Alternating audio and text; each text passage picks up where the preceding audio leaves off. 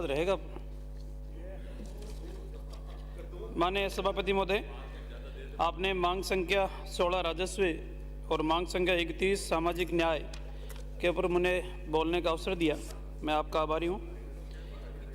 सभापति महोदय, हम प्रतिपक्ष के अंदर हैं और प्रतिपक्ष में होने के नाते हम जो बात कहेंगे पूरी गंभीरता के साथ कहेंगे, जो सत्य के नज़दीक होगी वही बात करेंगे। क्योंकि शकुंतला जी इधर रहती थी तो शेरनी की तरह धाड़ने का काम करती थी। अब पता नहीं उधर जाते क्या हो गया आपके, आप कुछ बोलती ही नहीं आजकल। प्लीज आपस में वार्ता नहीं।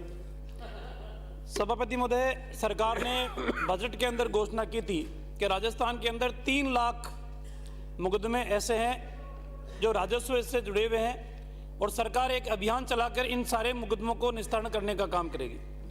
मंत्री महोदय, मैं आपसे पूछना चाहता हूं कि 3 लाख मुकदमे जो आपने बजट के अंदर घोषित किए थे, उन 3 लाख मुकदमों में से कितने मुकदमे आपने कैंप लगा के निस्तारण करने का काम किया?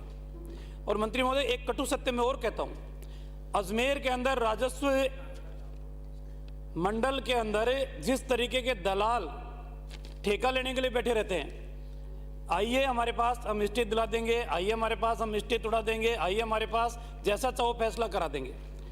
एक बार जब तक राजस्व अधिकारी के रूप में जो अधिकारी फैसला करता है उसके ऊपर विजिलेंस क्यों आप गठित नहीं करोगे, उनके फैसलों के आप एग्जामिन नहीं कराओगे, वो अपनी मर्यादा से बाहर जाके अगर फैसला कर रहे हैं तो उनको सजा नहीं दोगे, तब तक ये फैसले ऐसे ही होते रहेंगे।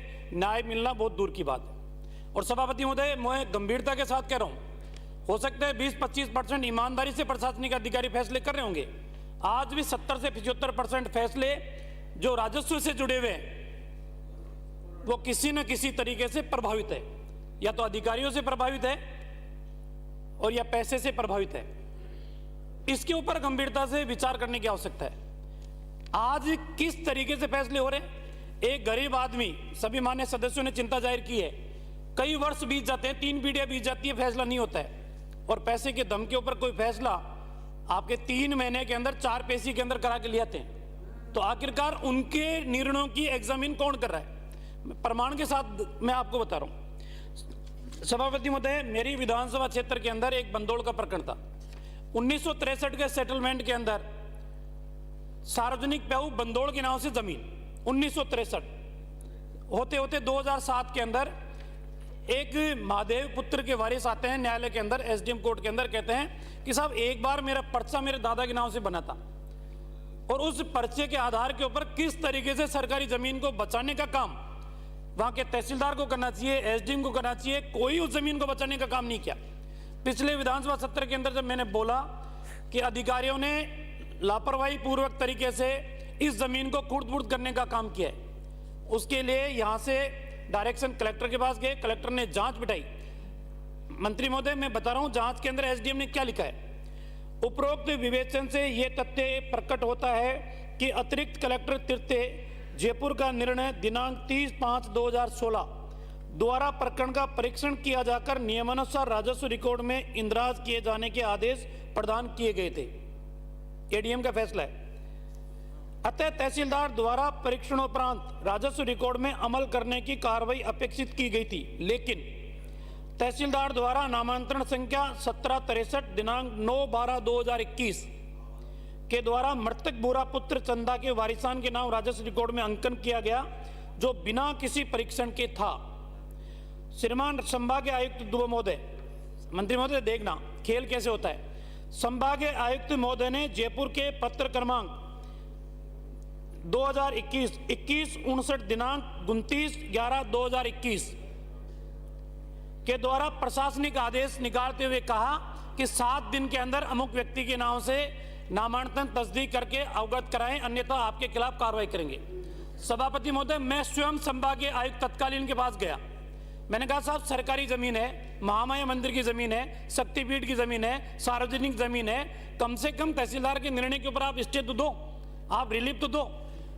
तत्कालीन संभागीय आयुक्त का कहना था, मुझे माफ करना, मेरे ऊपर एक आईएएस अधिकारी के दबाव है, मैं आपको रिलीफ नहीं दे सकता।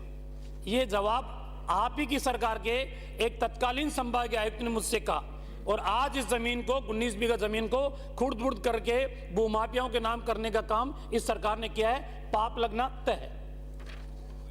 दूसरा निवेदन करना चाहूंगा सभापति महोदय, मेरे ही विधानसभा क्षेत्र के अंदर 1025 बीघा जमीन है मोरिजा के अंदर। तत्कालीन ठाकुर ने अपनी जमीन को सीलिंग से बचाने के लिए 585 बीघा जमीन थी, 585 बीघा जमीन को सीलिंग से बचाने के लिए 364 बीघा की रजिस्ट्री श्री किरणी क्रय विक्रय सहकारी समिति को करते हैं। मोरिजा ग्राम पंचायत कहती है कि साहब ये मैं इसका नामांतरण तस्दीक नहीं कर सकती क्योंकि जमीन सार्वजनिक है, सीलिंग की जमीन है। पड़ोसी ग्राम पंचायत चीथवाड़ी के अंदर जाके 440 बीघा गोचर जमीन को शामिल करते हुए 1025 बीघा का नामांतरण तस्दीक होता है। आज भी उस जमीन को बचाने के लिए सरकार कोई काम नहीं कर रही, भूमाफिया उस जमीन को भी हड़पने का काम कर रहे हैं। मंत्री महोदय, मैं चाहूंगा आपसे, सार्वजनिक जमीन है, संपत्ति जमीन है, काली जमीन है, अब लोग उसके ऊपर कब्जा करना शुरू कर रहे हैं। आपसे निवेदन है मेरा, मोरिजा की 1025 बीघा जमीन जो सरकार की है उसको बचाने का काम करें। और तीसरा निवेदन करूंगा सभापति महोदय, मेरी विधानसभा क्षेत्र के अंदर 602 बीघा जमीन जो सवाईचक जमीन थी, उस सवाईचक जमीन को रिक्को को तत्कालीन कलेक्टर ने आवंटन कर दिया। रिक्को अपने कब्जे में लेता उससे पहले ही एक पक्ष न्यायालय के अंदर चला गया। एसडीएम कोर्ट का फैसला सरकार के पक्ष में, एडीएम का फैसला सरकार के पक्ष में, आरडब्ल्यूए का फैसला सरकार के पक्ष में, संभागीय आयुक्तों का फैसला सरकार के पक्ष में, रेवेन्यू बोर्ड का फैसला संभागीय आयुक्तों में सरकार के पक्ष में, हाई कोर्ट के अंदर कमजोर पैरवी की वजह से सरकार के खिलाफ फैसला। आज भी सुप्रीम कोर्ट के अंदर मामला विचाराधीन है। जिस व्यक्ति को ओआईसी नियुक्त कर रखा है, समय के ऊपर पैरवी नहीं करने की वजह से रिक्को के अधिकारी कोई नहीं जाता वहां पैरवी करने के लिए। और मुझे आशंका है कि यह 602 बीघा जमीन भी, यह सरकार की जमीन भी हाथ से निकल जाएगी। इसलिए मैं चाहता हूं इस 602 बीघा जमीन को भी बचाने का काम सरकार करे। एक सभापति महोदय, आपके माध्यम से निवेदन करना चाहूंगा, आज भी अधिकार है हर व्यक्ति को अपने खेत के अंदर जाने के लिए। कितने ऐसे मामले हैं आज भी जो एसडीएम कोर्ट के अंदर विचाराधीन है 251 के अंदर? क्यों नहीं उन प्रकरणों का निस्तारण समय के ऊपर होता है? मैं चाहूंगा मंत्री जी, एक निर्देश आपका ऐसा जाए कि कम से कम अवधि निर्धारित हो, 3 महीने, 6 महीने, 1 साल, कम से कम ऐसे प्रकरण जो नितांत आवश्यक है, कोई अपने खेत में जा नहीं सकता, उसको अधिकार है, 251 के प्रकरण तत्काल निस्तारण किए जाए। एक सभापति महोदय, आपके माध्यम से मैं निवेदन करना चाहूंगा मंत्री महोदय से, मेरे यहाँ कालाडारा के अंदर एक डाबर कॉलोनी है, उस कॉलोनी को बसे हुए 30 से 35 साल हो गई, पूरी की पूरी कॉलोनी गोचर के अंदर है। कहीं से भी उसका डाइवर्जन करा के सवाईचक जमीन की क्षतिपूर्ति करके उसके आबादी के पट्टे आप दिलाने का काम करें ताकि आम गरीब आदमी को राहत मिल सके। और इसी तरीके से सभापति महोदय, मंत्री महोदय से मैं निवेदन करूंगा, मेरे 13 गांव पिछले सरकार के समय घोषित किए गए थे, उन 13 राजस्व गांवों का अब तक तरमीम नहीं हुई। आज भी वो रिकॉर्ड के अंदर नहीं है, आज भी उनका क्षेत्र स्पष्ट नहीं है। मैं चाहूंगा कि उन राजस्व गांवों को भी तरमीम जल्दी से जल्दी करके उनका राजस्व रिकॉर्ड के अंदर इंदराज किया जाए ताकि आम लोगों को राहत मिल सके। और इसी तरीके से सभापति महोदय, मेरे विधानसभा क्षेत्र के अंदर कालाडारा और मोरिजा, ये 2 ग्राम पंचायत ऐसी है जिनकी आबादी 25 से 30 हजार है। आज वह मतदाता भी 13 से 14 हजार मतदाता हो गए, लेकिन राजस्व रिकॉर्ड, राजस्व ग्राम नहीं होने की वजह से आज भी उन ग्राम पंचायतों के अंदर एक ही ग्राम पंचायत है, उनके विभाजन नहीं हो सकते। और तीसरा निवेदन आपसे करना चाहूंगा सभापति महोदय कि आज जिस तरीके से अभी मुख्यमंत्री जी के सलाहकार मेरे से पूर्व वक्ता के रूप में बोल रहे थे, अब फूफा जी आप भी अगर हमारी पैरवी कर दो तो हमारा भी थोड़ा बहुत भला हो जाए। इनके मुख्यमंत्री जी की सलाह के अनुसार मुख्यमंत्री जी को सलाह कान में देकर आते हैं तो उनकी विधानसभा में 3 एसडीएम कोर्ट, फागी में भी एसडीएम, मौजूमाबाद में भी एसडीएम, दूदू में भी एसडीएम। हमारे यहाँ चौमू विधानसभा क्षेत्र में 49 ग्राम पंचायतें और सिर्फ एक ही एसडीएम के पास। मैं चाहता हूं कि गोविंदगढ़ के अंदर एसडीएम कोर्ट खुले ताकि आम जनता को राहत मिल सके। मैं चाहता हूं कि चौमू नगरपालिका क्षेत्र के अंदर एडीएम कोर्ट खुले, क्योंकि हमारे यहाँ कम से कम 5000 राजस्व के प्रकरण विचाराधीन है, तो एडीएम कोर्ट रहेगा तो लोगों को वही सुविधा मिलेगी। और कालाडारा के अंदर मैं चाहूंगा कि एक तहसील खुले ताकि आम जन को वह राहत मिल सके। एक सभापति महोदय, वीर हनुमान जी का रोपवे कई सालों से आपकी सरकार में बंद है। अब बालाजी की शक्ति तो आप अच्छी तरह से वाकिफ हो रामलाल जी। मैं चाहूंगा कि इस प्रकरण का निस्तारण भी हो। रेवेन्यू रिकॉर्ड देखते हैं तो वो जमीन है मंदिर माफी के अंदर, और गजट नोटिफिकेशन देखते हैं फॉरेस्ट का तो वो जमीन आ रही है आपकी फॉरेस्ट के अंदर। इसका कोई ना कोई रास्ता ऐसा निकालें ताकि उस मंदिर की 1000 सीढ़ियाँ चढ़ने में जो आम आदमी को परेशानी हो रही है और एक प्राइवेट कंपनी ने रोपे लगाया, उस बेचारी कंपनी को भी नुकसान है, ताकि उसके अंदर आम जन को उसका राहत मिल सके।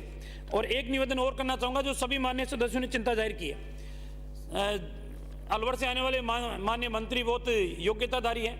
राजगढ़ के अंदर क्या खेल खेला गया जमीनों का, उसके बारे में मैं ज़्यादा चिंता जाहिर इसलिए नहीं करूँगा कि मेरे माननीय वरिष्ठ नेता उस विषय बात रखेंगे, लेकिन मैं इतना जरूर कहूँगा, ये सभी माननीय सदस्यों की पीड़ा है कि 30,000 की भर्ती की घोषणा तो आपने की है, लेकिन आप क्यों नहीं वाल्मीकि समाज के लिए ही इन भर्तियों के अंदर उनको अवसर मिले, वो एक मापदंड तय करें।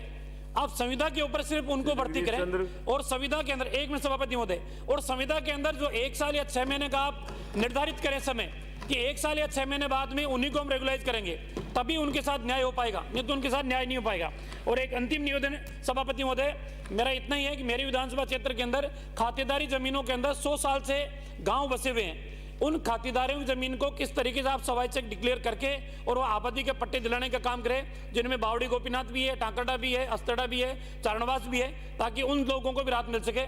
आपने बोलने का अवसर दिया, बिना टोके दिया, आपकी जुआरी पक्की। बहुत बहुत धन्यवाद।